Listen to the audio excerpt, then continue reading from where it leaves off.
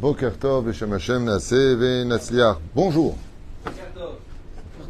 Je recommence, j'ai pas aimé du tout la réponse. Bonjour. Ah, juste évite de toucher la table.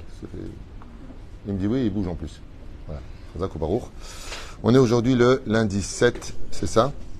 Ouais, le 7 du mois d'août et le Kaf du mois de Av. On s'avance à grands pas vers le mois de Elul.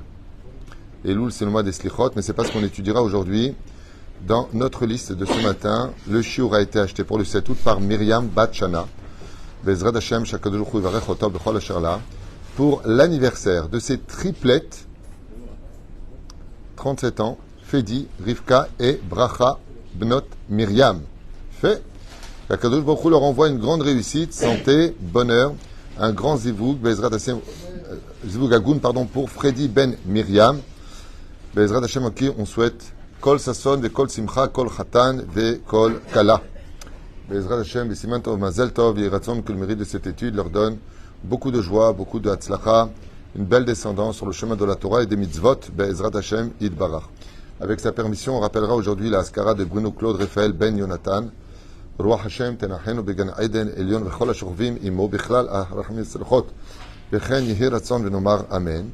Ufren, Gisèle, Mazal, Bat Tzipora, Liane, Sassia, Bat Achnina, Esther Myriam, Esther Bat Myriam, épouse Cohen Salman. Frère Ben Fortuné, Patsar, les Bat Zeira, Sonia René, Bat Suzanne, Shoshana, Alia Shalom.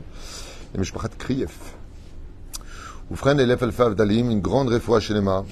Hashem Atov Ushnotav, Baneimim, Avraham Ben Fibi. Anna El Narefanalo, Skut Torah Tagen Baado, Bechol Asherlo, Kakadosh Baruch Hu, Bezrat Hashem, Yivarech Oto, Yiskel Enachat Ruach, Bezrat Hashem, Barach Bakol Mikol Kol. Chaya Sophie Bat Batsheva, Mazal Tov Evelyn Bat Alice Mishpachat Ben Shabbat, Chaya Bat Sarah, Nancy Rachel Bat Sylvette Gezala, Iriam Bat Sarah, Sarah Bat Sassia, Ruth Ben Meir Soufan et leurs enfants, Jean-Luc Shlomo Ben Zeira Yakar, Chaya Rochama Esther Bat Rivka, Yana Ben Esther Sarah Tal Bat Frat Myriam Morat Uni. Et je peux vous dire que je vois beaucoup de miracles grâce aux prières qu'on fait, des gens qui avaient des maladies vraiment très difficiles. Moi, j'ai vu ce Shabbat à Tzadika Sarah Talia, comment elle marche, comment elle va au Echal, Baruch Hashem, alors que c'est vraiment du surnaturel tout ce que l'on vit. En Yeshuat Hashem Kerefaim, celui qui met vraiment sa confiance en Dieu, mais vraiment.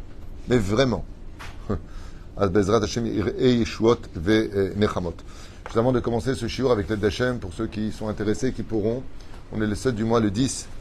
C'est la paye d'Abrechim, c'est la paye des loyers, c'est la totale. Il y a de plus en plus de familles qui tapent à la porte. Encore quelqu'un qui m'a demandé une aide pour son loyer de 1500 shekels qui n'arrive pas à compléter. Une famille qui n'a pas de quoi faire Shabbat. C'est toute la journée comme ça. Toute la journée. Et ce qui me fait beaucoup de peine, c'est que les gens voient en moi beaucoup d'espoir. Mais il faut savoir que j'ai pratiquement pas de donateurs et que les frais sont énormes. Et comme vous le voyez, ce qu'on ramasse, c'est vraiment pas... c'est même pas 10% des frais ici en général. Après Bezrat Hashem, j'ai toute ma foi en Kadosh Baruch Hu, mais celui qui doit des dons, celui qui peut aider, t'avoue la beracha. Et sachez en ce qui me concerne que j'ai mis toute ma foi en Kadosh Baruch Hu parce que malgré tout, on avance et on avance bien. Bientôt le Binyan, bientôt Bezrat Hashem, les Hatzlacha shel Kulchem. On commence ce shiur peut-être. Je voudrais commencer ce shiur qui est un des shiurs les plus importants et je suis très content que tu sois là Moshe pour l'entendre. Et vous tous, parce qu'il nous concerne tous. Et malheureusement, ce sujet-là est un des sujets les plus importants de toute la Torah. Non, Michael, je ne peux pas être aussi loin. Viens ici. Normalement, c'est toi qui me donnes les idées. Tous les matins, tu me donnes le titre. Et moi, je développe. Mais là, ce matin, j'ai une idée comme ça qui m'est venue. Inspirée d'un fait qui vient de mes Shlom Bait. Alors, je me suis dit, la malo. Et même si le sujet d'aujourd'hui ne va pas parler du Shlom Bait, dans l'absolu, il en fait amplement partie. Vous savez que quand un homme se marie, le but du mariage, c'est pas de se marier, mais de le rester. Une fois qu'on est resté marié, il faut s'épanouir. C'est pas évident. Le mariage, c'est pas du tout évident. Alors il y a des règles. Il y a des règles à respecter, dont une qui est la moins discutée, mais qui n'en est pas pour autant moins importante que les autres, voire autant importante que les autres. Alors bien sûr, Michael, quand on se marie, qu'est-ce qu'on doit le plus faire dans son mariage pour garder son mariage et s'épanouir? Quoi? Alors, on a 3 bases sur le mariage qu'on a souvent citées. À bientôt ton mariage si Dieu veut. Première base, confiance. Deuxième base, complicité. Excellente réponse. Et troisième base, amour, c'est évident. sur la confiance, la complicité et l'amour, je peux construire des immeubles jusqu'à l'infini. Si je n'ai pas une de ces trois conditions, la moindre dispute, tout flanche. C'est-à-dire que ce sont des choses qui sont connues, veillez-douim. Mais une fois que c'est fait, alors qu'est-ce qu'on a? Vous avez des gens qui vont vous dire, alors le respect mutuel, le fait de s'écouter, tout est vrai. D'accord? On parle souvent de cela. Ensuite, nous avons le système du couple. Le couple qui dit le couple dit la chambre, automatiquement. Sinon, c'est des colocataires. Et malheureusement, je peux vous dire qu'une des phases les plus terribles dans les Shlom Bayit, c'est que les gens ne se voient plus en tant que couple. Donc, ils cohabitent d'une certaine façon. Parce que malheureusement, ce point culminant où la shrina descend sur le couple n'est plus d'actualité. Mais les raisons pour lesquelles, très souvent, il y a des situations nauséabondes, sans faire de jeu de mots, c'est pour une raison que les gens ignorent. Et on va voir ensemble, Bezrat Hashem. Donc, bien entendu, j'ai pas de feuille, j'ai rien. C'est une idée qui vient de me venir à l'instant. Donc, on va choisir ensemble un petit peu, Bezrat Hashem, des points qu'on va traverser à travers la Gemara, la Torah, le Zohar, entre autres, pour voir qu'est-ce que Dieu en pense de ces points bien précis. D'accord? Et il y a une chose sur laquelle, Bémet, on ne fait jamais attention. C'est pas notre priorité, alors qu'elle fait partie de la priorité de la relation entre un homme et Dieu, et de la relation entre un homme et sa femme, une femme et son mari. C'est un point culminant. Arrête, si je m'adresse à vous dans le domaine ésotérique, on va prendre du Zohar à Kadosh. C'est ça? Pas que le Zohar à émettre, les Gbarot en parlent aussi. Qu'est-ce que le Gan Eden? Je vous pose une question simple. Qu'est-ce que le Gan Eden? Moi, j'ai jamais été. T'as jamais été? Tu veux y aller? On est bien ici pour l'instant. Très bien. Je vais demander qui est allé ou pas. Si tu avais étudié ce que je vais te poser comme question, tu m'aurais répondu très simplement. C'est très connu. Il y a deux Gan Eden. Le Gan Eden à Elyon et le Gan Eden à Tarton. Il y a deux Gan Eden. Le premier sert de transition, c'est-à-dire de stage. Même si on s'appelle Moshe Rabbeinu ou Yosef Hatzadik, on ne peut pas passer directement dans le Gan Eden à Elyon. Alors, de quoi est dépendant le Gan Eden à Elyon? De la vue. Chez Nehemar, Ziv Ne'ene Miziv Ashechina. Dans le monde du Gan Eden à Elyon, après l'année de deuil. C'est quoi l'année de deuil? Vous savez quoi l'année de deuil? Pourquoi un an de deuil? Parce que l'année Shama est en transition pendant une année. C'est-à-dire qu'elle est dans un Gan Eden Tarton, en bas, et seulement après une année, on quitte le deuil. Pourquoi? Parce qu'elle monte dans les sphères célestes, là où il y a marqué qu'il l'oir ane Adam, d'accord? Si c'était que quand il ne sera plus de ce monde.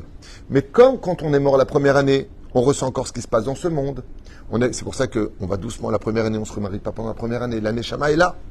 Quelqu'un m'a dit qu'il a fait un chidour pendant que sa femme était décédée. Il est décédé. 6-7 mois plus tard, il a fait un chidour. Sa femme est venue le voir dans les rêves. Elle lui a dit, si pressé tu es de faire un chidour alors que je suis en train de... Je fais l'aller-retour entre les deux mondes. Alors je lui dis, c'est peut-être ton imagination, mais sache une chose, c'est possible. C'est possible. Les rêves sont véhiculés à 80% aujourd'hui par la pensée, même plus 90%. Mais sa femme, elle lui a dit, tu ne peux pas attendre l'année que, après l'année Shama, elle s'élève très très haut. Et là-bas, qu'est-ce qui se passe? Inenet miziv ashechina. C'est-à-dire que le Gan Eden à Elyon est dépendant de ce que tes yeux voient. Parce que les yeux sont les fenêtres de l'âme.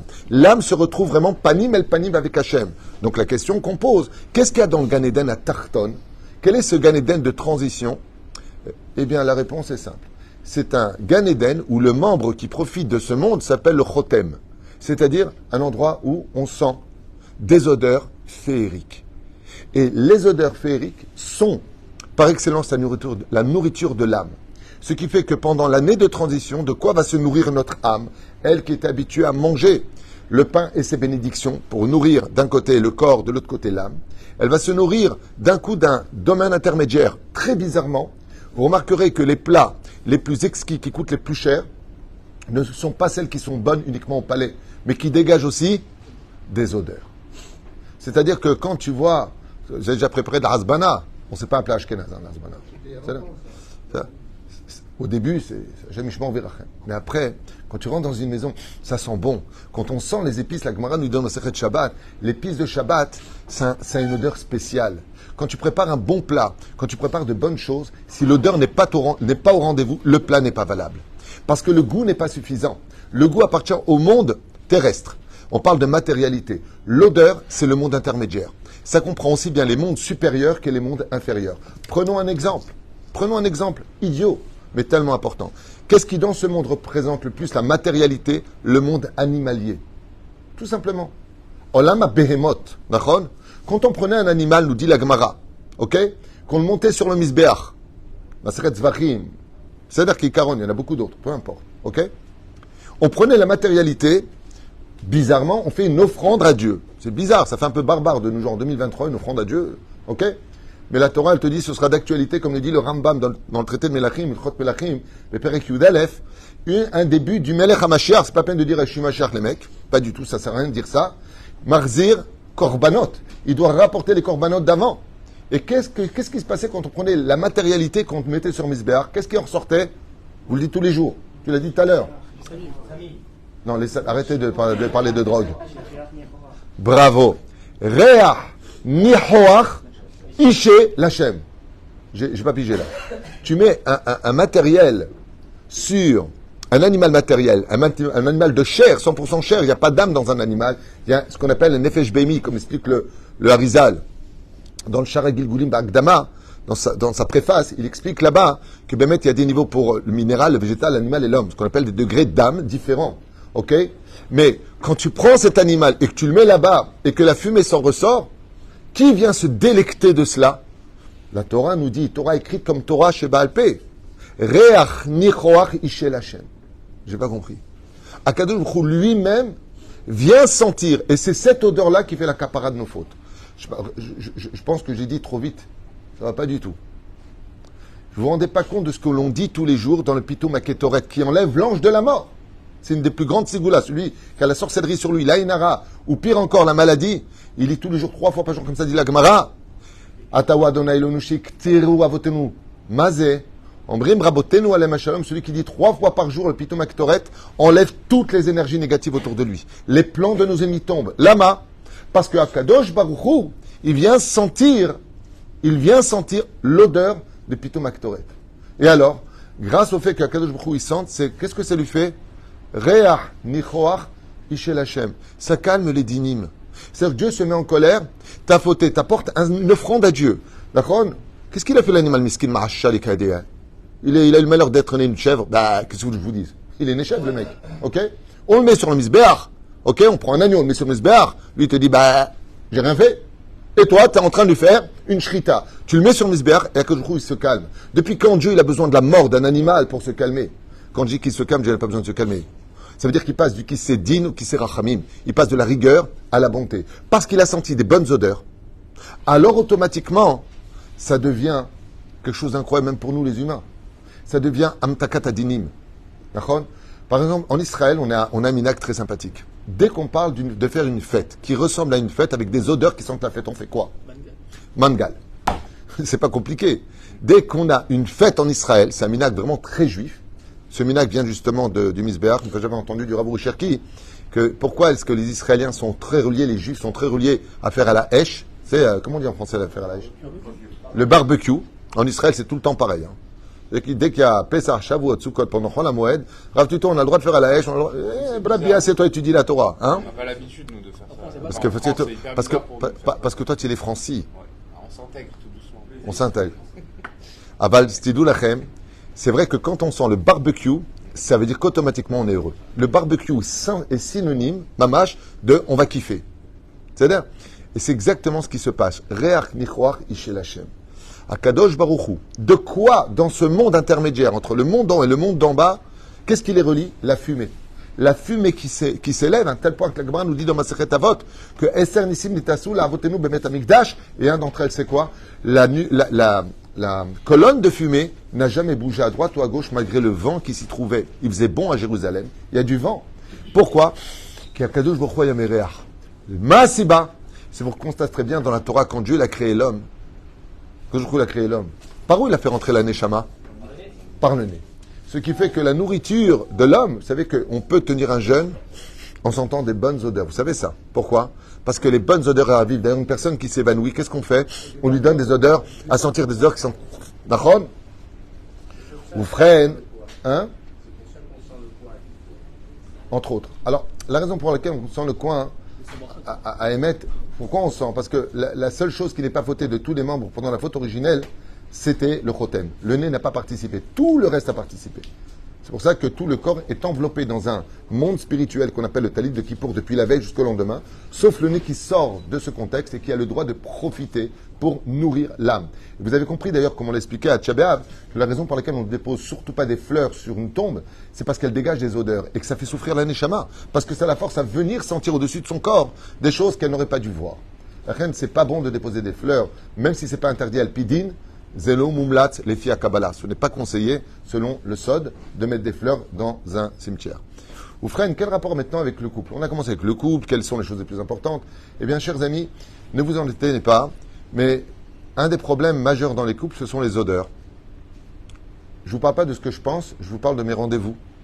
En plus de 25 ans de Shlom Bayit, l'un des points les plus impressionnants, sur lesquels les gens ne s'attendaient pas du tout, eh bien, c'est tout simplement les odeurs. Dans le judaïsme, vous allez constater une chose. Regardez bien. La nekiyut, c'est-à-dire la propreté, fait partie de toute la dimension du judaïsme. Donnez-moi 2 fêtes qui sont en rapport avec 3 fêtes, avec la sortie d'Égypte. Un endroit où ça sentait très mauvais, on était en esclavage, on suait, on puait. Et les Égyptiens se réjouissaient de nous appeler les puanteurs. Je vous pose une question. Comment s'appellent les 3 fêtes qui commémorent la sortie d'Égypte? Pessah, Shavuot et Sukkot. Pessah, qu'est-ce qu'on fait? Seder. On range la maison. On enlève tout ce qui sent mauvais de la maison.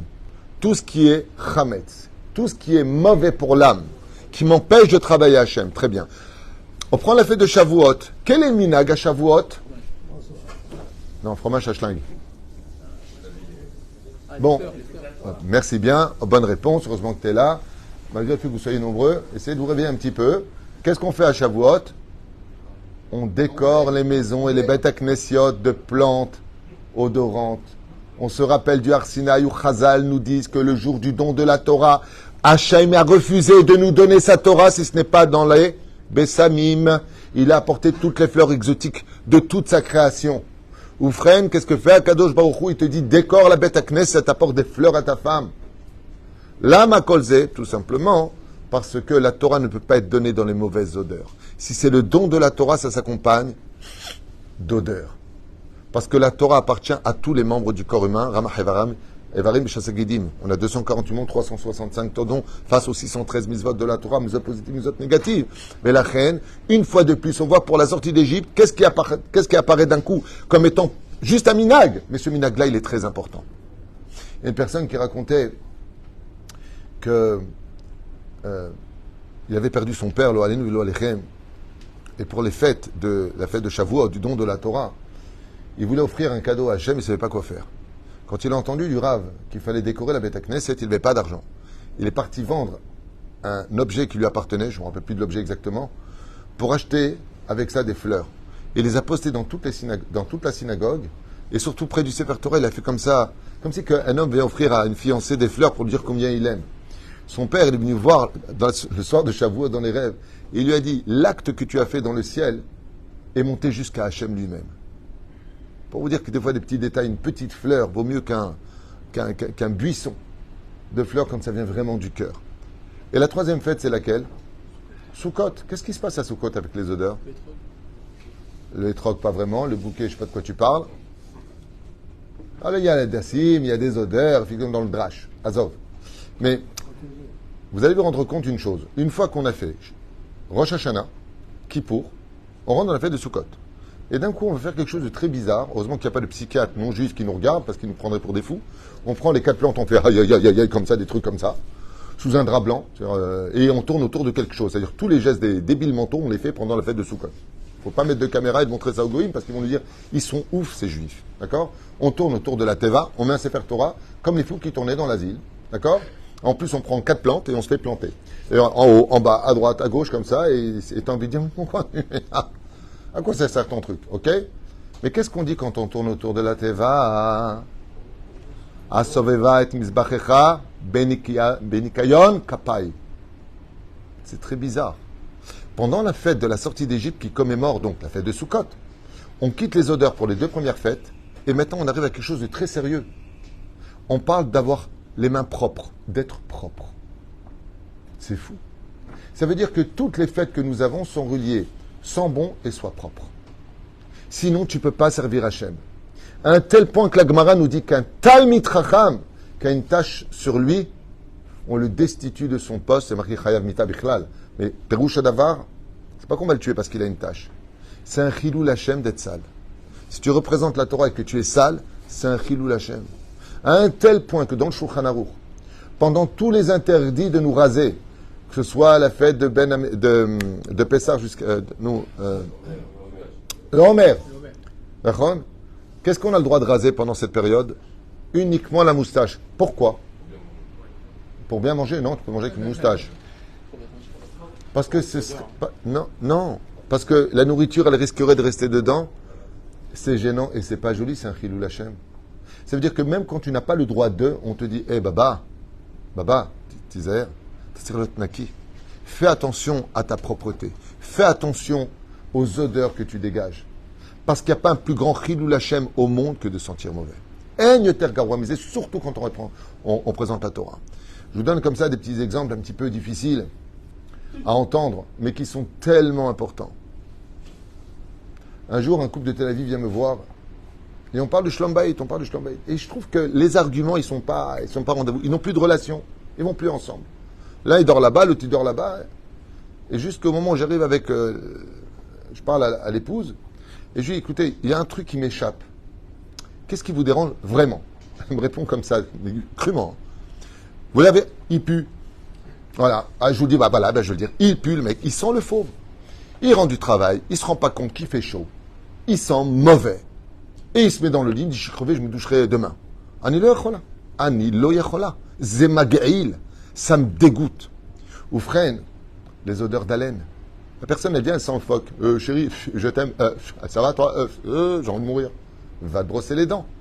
Ha'adam chayav le'izaer me'od.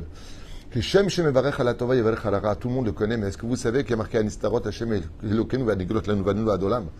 Les Chachamim nous disent que ça veut dire ça, Anistarot Hashem Elokenu. Il y a des choses que nous on sait et des choses que nous on ne sait pas. Chazal, ils disent, comme je vous l'ai dit il y a quelques jours, j'ai honte qu'on ait besoin de marquer dans les toilettes, laisse les toilettes propres après toi. J'arrive pas à comprendre qu'on ait besoin de lire des choses pareilles. Je sais pas, t'es parti aux toilettes, ok?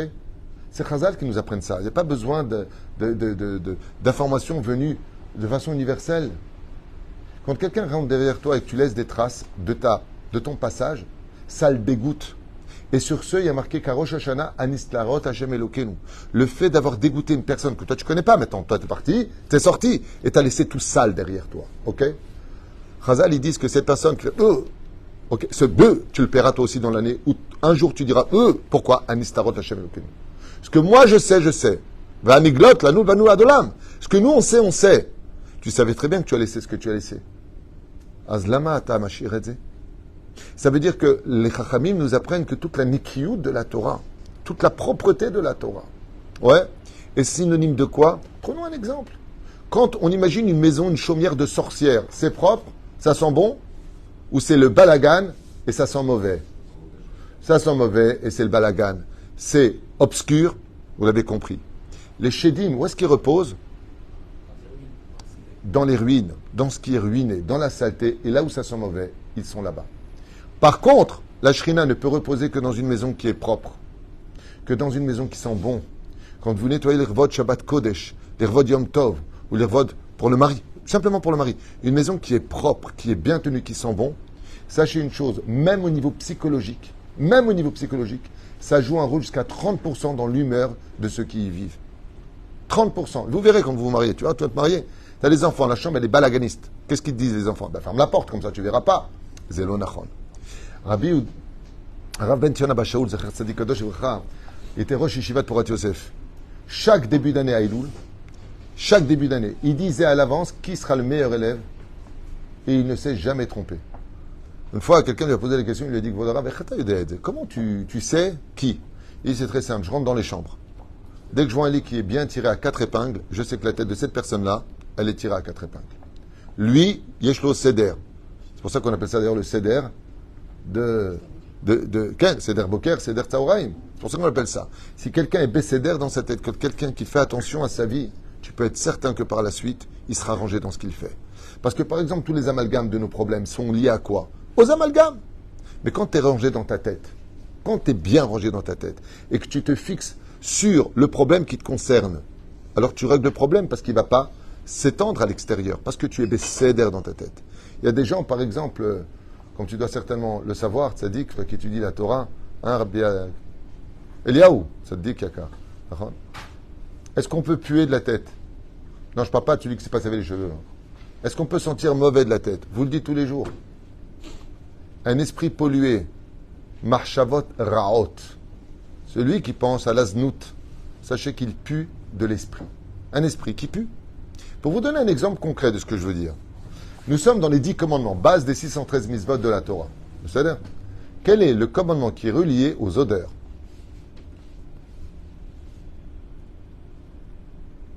C'est une question simple, ce que j'ai imposé comme question.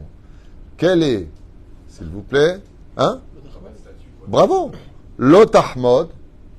C'est quoi l'otahmod? Tu ne convoiteras pas la femme d'autrui, tu la convoites pas. Qu'est-ce qu'il dit ce Chazal? Mais si tu la convoites pas, ne sens pas ses odeurs. Une femme qui rentre dans l'ascenseur et qui a des odeurs, moi ça m'arrive très souvent, les odeurs ont une particularité, c'est qu'elles parlent à l'âme.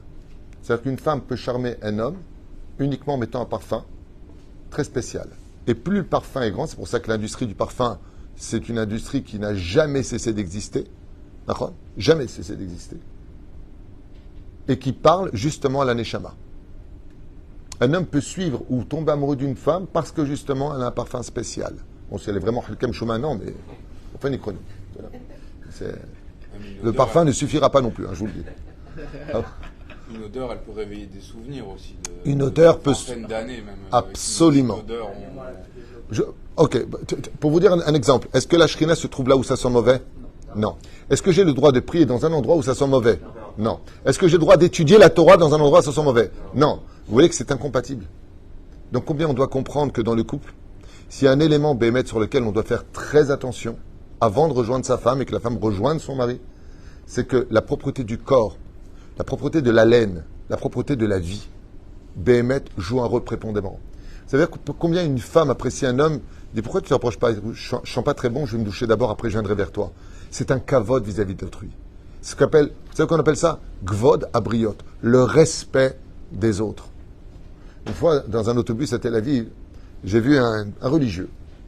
Il était au fond, et il disait aux gens, non, t'assois pas ici, t'assois pas ici. J'étais le voir, je lui ai dit, mais il n'y a plus de place, pourquoi vous demandez aux gens de ne pas s'asseoir ici? Parce que je crois que je sens mauvais. J'ai des odeurs, je suis très gêné.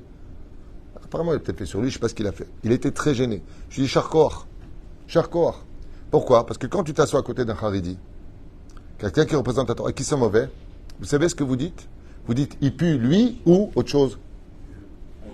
Il pue eux. Qui eux? Exactement. Vous vous rendez même pas compte de quoi on parle. Je vous raconte une anecdote qui s'est passée ici. Une anecdote qui s'est passée avec mon Rav. Une anecdote qui se passe avec les Gdolé d'Israël. Mais une vraie histoire. Rabbi Moshe Deri Zatzal, mon Rav, Alav Shalom, c'était un homme qui était tout le temps propre. C'est impressionnant de voir ça. Toujours la barbe bien taillée, toujours nickel, toujours nickel. Comme un roi. Les habits nickel. Il faisait même les chaussures, c'était un homme qui était riche, il faisait les chaussures qui étaient en rapport avec le pantalon. Un jour, j'ai regardé ces chaussures, j'ai dit, mais elles sont spéciales, il y avait des mini-étoiles à l'intérieur, il faut vraiment s'approcher pour les voir. Et il m'a dit, je les ai fait faire pour moi en Italie spécialement, c'était un antiquaire, et tout ce qu'il faisait, c'est en l'honneur d'Hachem. Il dit, mais moi, mes chaussures, elles m'emmènent que pour servir Hachem, je veux le meilleur pour lui. C'est un homme qui était très minutieux. Quand on passait dans la rue, il fallait voir le nombre de gens qui sortaient des boutiques pour voir qui était cet homme avec cette magnificence d'être habillé propre, classe. Comment il parlait tout le temps. Pas comme ça. Des fois, tu parles avec quelqu'un, il a des fils sur là, il n'arrête pas comme ça. Et toi, tu regardes plus les fils que tu écoutes ce qu'il te raconte. Et tu le fais comme ça. Enfin, fais comme ça, tu m'as tué. C'est horrible. Des fois, tu parles à quelqu'un, ils ont des touffes dans les oreilles. C'est des touffes. C'est des forêts, les mecs. C'est plus des oreilles, c'est des forêts vierges. Parce que c'est des poils de partout. Les péotes, ça ne se pousse pas dans les oreilles. Titnaké. Parce que ça fait partie de la Torah.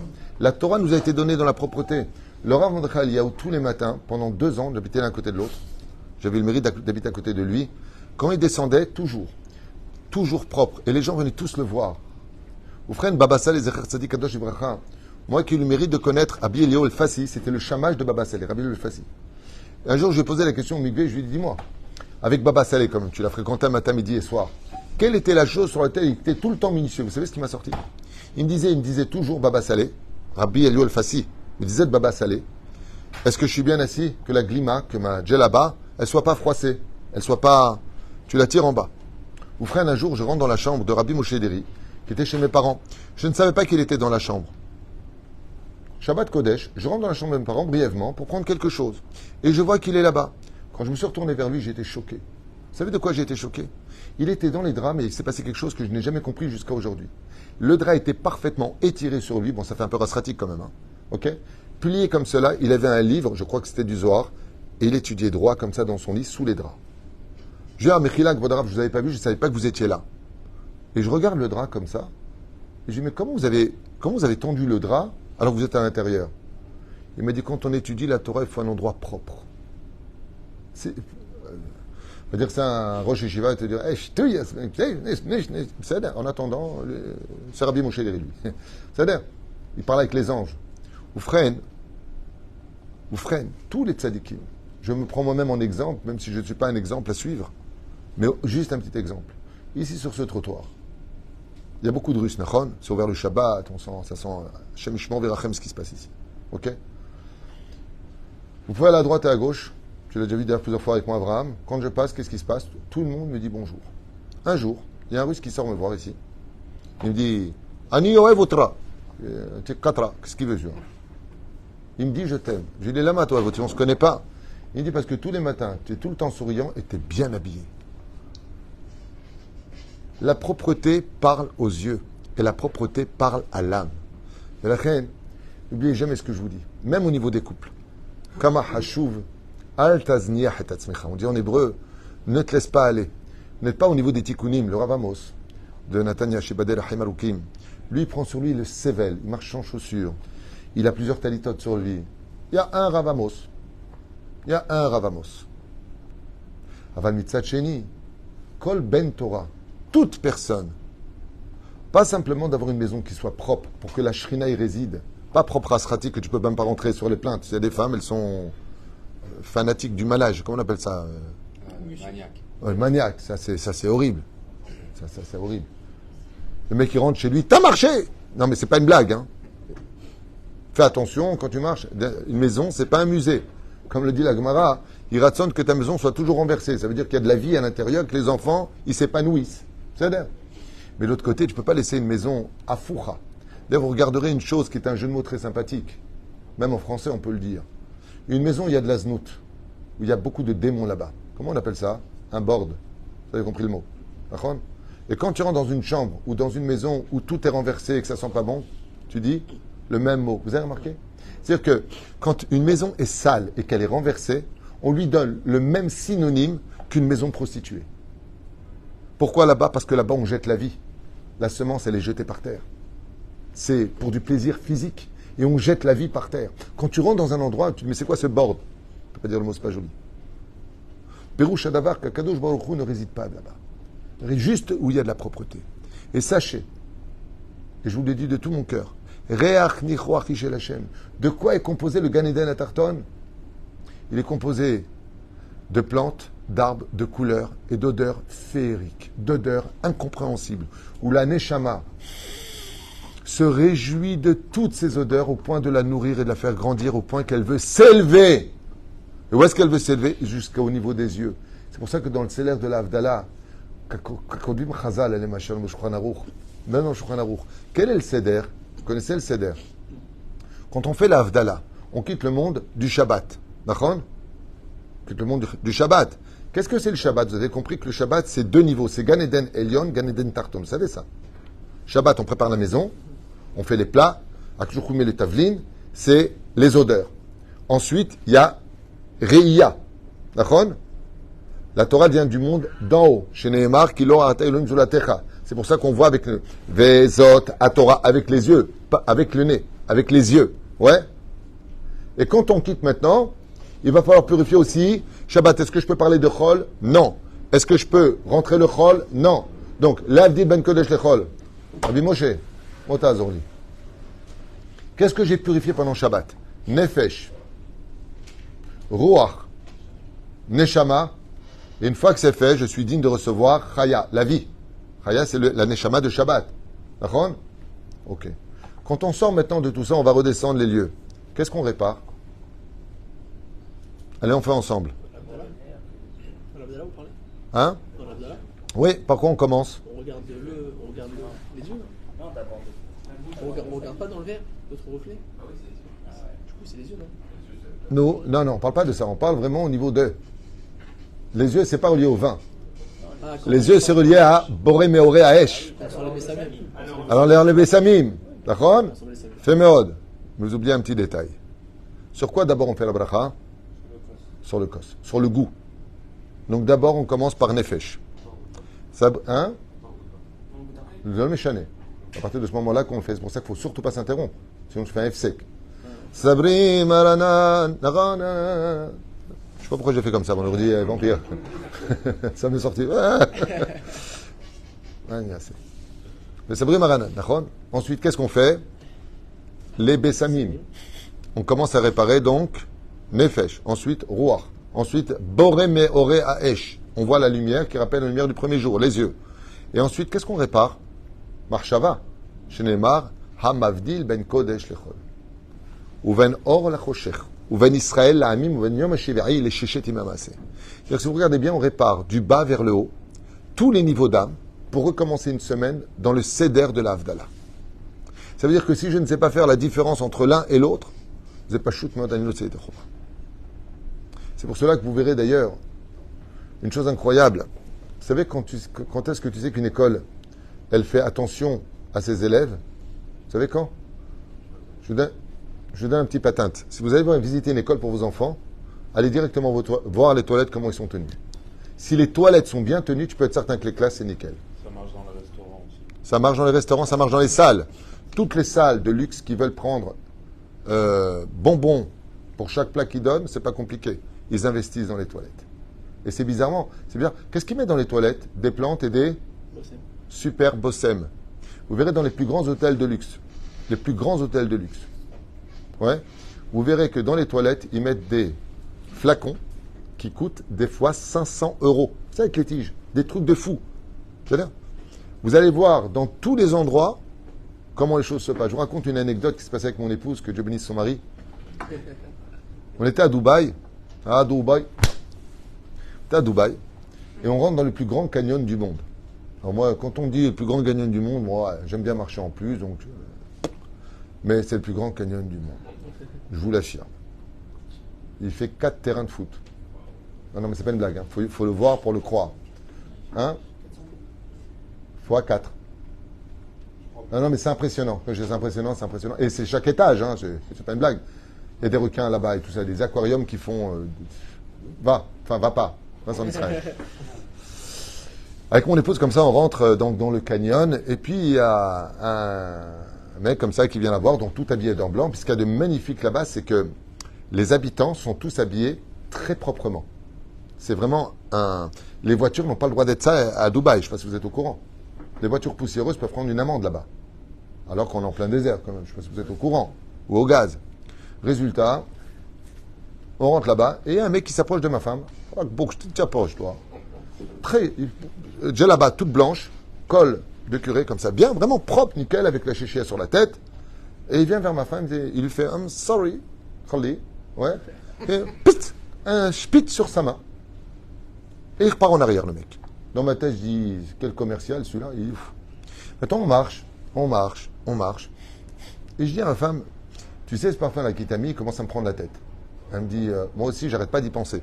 Je vous promets. Hein. » Comme ça. Et bon, on va pas s'arrêter à ça. C'est lourd. Et on va à droite, on va à gauche, on voit l'aquarium avec des requins, des raies à l'intérieur. C'est immense, immense.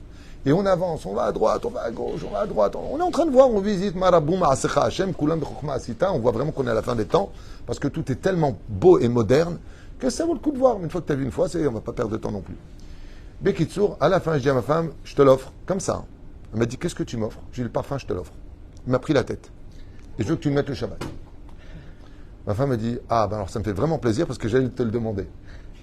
Maintenant, je lui dis, tu sais revenir? Elle me dit, bah, tard, moi j'ai un 6e sens, Khalé. Elle se retourne, et on avance, et on avance. Elle me dit, je crois qu'on est complètement perdu. Non, non, mais c'est pas une blague, hein. On s'est complètement perdu.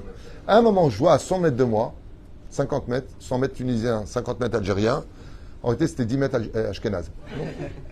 Je vois comme ça, un kiosque de parfum, tu vois, comme ça. J'arrive vers le mec, et je lui dis, avec mon anglais à 2 balles, sorry, il me dit, hey, sorry, hey, tu parles français? Je dis, ah, je t'abarre chez moi, là. Je suis content. Je lui dis, d'où tu parles français? Il me dit, je viens d'Algérie. C'est très bien. Je dis, voilà, tu peux sentir ça? Alors je dis à ma femme de tendre sa main, il sent, il dit, alors celui-là c'est le parfum Intel, numéro Intel, 499, ça halait comment, je lui ai dit. Bravo. Ah oui, je suis né. Je lui ai dit, moi aussi je suis né. Non, mais je suis né, c'est-à-dire je suis... Il me dit, je suis né, moi aussi je suis né. Non, il me dit, je suis né. Mon rôle c'est de sentir les parfums, je suis responsable du canyon parfum, je ne sais pas ce qu'il m'a sorti. Je dis, bon d'accord, en attendant, il est où ce parfum? Il me dit, suivez-moi. Il est à kiosque numéro 3899 de Taras. Tu vois ce que je veux dire? Un truc de... Et il nous emmène, et on marche, et on marche, et on marche. Et d'un coup, je vois le mec, il me dit, comme ça. Je dis, c'est lui! On arrive là-bas. Je lui dis, moi, tu peux lui traduire en rebeu, là, comment vous dites? Je sais pas comment vous dites. Je lui dis, c'est quoi cet embrouille-là? Et lui, il me regarde comme ça, il me fait... Ce parfum-là, il est qu'à Dubaï, de chez Lancôme. C'est leur parfum à eux, ils l'ont payé exclusif. Tu ne peux pas l'acheter ailleurs. C'est maintenant, la bouteille s'est vidée, il faut que je retourne. Pour vous dire à quel point Béhémet, c'est un parfum. Ma femme, quand elle le met le Shabbat, toujours je rentre dans la chambre, et c'est yofi. Elle ne commençait pas à m'écrire c'est quoi le nom du parfum. Je ne fais pas de la pub pour eux. Alors pour vous dire à quel point Béhémet, c'est pas ça le pire, c'est que c'était Mincha, il fallait retourner à l'hôtel et tout ça, on organise. J'ai dit, c'est pas possible. Cette odeur ne nous a pas lâchés. Et à la fin, je pris la main de ma femme. Eze yofi chez le Eze yofi. Pour vous dire à quel point, Béhémet, on est revenu sur nos pas. Combien il est important de sentir bon. Combien il est important d'être propre.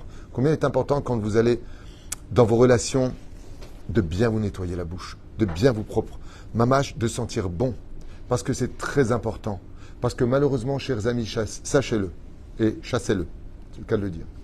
Quand on sent mauvais, on peut dégoûter l'autre. C'est pas simplement une dimension d'être propre et de représenter la Torah. C'est que le fait de sentir mauvais peut dégoûter une personne. Un ben Torah amiti, une personne qui a du sang avec de la Torah dedans, c'est une personne quand on la lève ses chaussures, elle les met à la fenêtre. C'est une personne qui, quand elle rentre, avant de s'approcher, d'abord je prends une douche, ne sois pas fainéant. Ne sois pas fainéant. Je veux dire, une anecdote juste pour finir. Combien on doit remercier nos femmes? Vous savez, on est tout le temps des grandes bouches. Nous, les mecs, on est toujours des grandes bouches. On bosse. Dès qu'on a un petit bobo dans la tête, je vais crever. Je vais dans la chambre. Je suis pas bien. Qu'est-ce qui se passe? J'ai mal à la tête. La femme, elle a mal à la tête. Elle a mal au rein. Elle vient d'accoucher. Elle a sa mère, sa belle-mère. Elle a la totale. Elle se plaint de rien. Mais il y a un point sur lequel, moi, je suis toujours en train de rire. Cette phrase, je l'entends très souvent. Ouais, je fais les machines, tu vois pas ce que tu fais. Tu mets dans la machine, tu as un bouton, tu appuies. C'est plus merdeni, hein. C'est plus merdeni. J'ai lavé le linge. Ouais, j'ai lavé le linge. Ça y est, toi, tu vas te venger. Un message à ta femme. J'ai lavé le linge. Et toi, qu'est-ce que tu lui réponds, Henri? C'est la machine. C'est la machine qui lave le linge. Alors, laissez-moi vous dire une chose. Laissez-moi vous dire une bonne chose. Laissez-moi vous dire une bonne chose. Rien que pour ça, achetez des parfums à vos femmes. Vous savez ce que la femme subit avec son nez quand elle ramasse les chaussettes et vos slips et la totale? Vous savez combien elle fait... Vous savez combien c'est dur? Nous, on fait pas, on fait rien. Nous, on fait moitié-moitié. Tu cuisines, je mange, je salis, tu laves. Nous, on est droit. Ah ben non, t'as laisse des choses. Vous savez, kama tzarich leodot laïcha. Pour toutes ces odeurs qu'on lui laisse. Pour cette nappe qu'on vient de salir. Kama elle donne de sa vie pour ça. On se rend compte de rien. Et à propos, je vais te faire juste une petite parenthèse. C'est pas la machine qui lave. Et j'aimerais vous expliquer juste comme ça, en l'honneur des femmes d'Israël, et de toutes les femmes d'ailleurs. Vous vous trompez tous. De mettre une machine, comme tu viens de le dire, c'est pas toi qui laves, c'est la machine. Ah, din. Erze oler, ani mesbir lechem.